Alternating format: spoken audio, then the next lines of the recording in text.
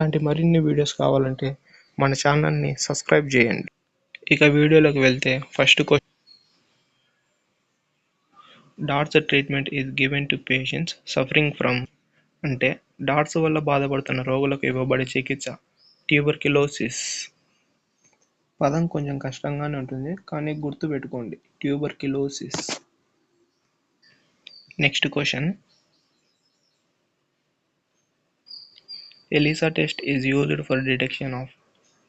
ELISA పరీక్ష అనేది గుర్తించడానికి అందుబాటులో ఉంటుంది. ఎయిడ్స్. మనకు ఎయిడ్స్ ఉందా లేదా అని ఎలా తెలుస్తుందంటే ఈ టెస్ట్ ద్వారా తెలుస్తుంది, ELISA test. Next question, suicidal bags of the cells are lysosomes.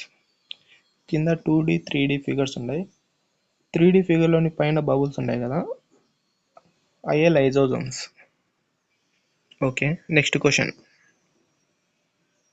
Protein factory of the cell is ribosomes. It is most important in group D. Next question, power house of the cell is mitochondria. Moving to next question,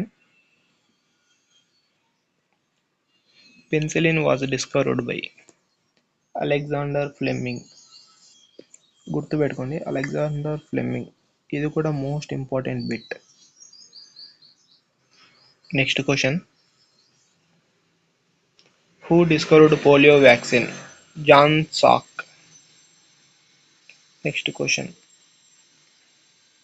penicillin extracted from fungus. Penicillin అనేది fungus నుంచి extract చేయబడుతుందంట. Next question, largest gland in human body? Liver. Same ఎగ్జామ్లో second largest gland in human body కూడా అని అడుగుతాడు. దానికి answer ఏంటంటే pancreas.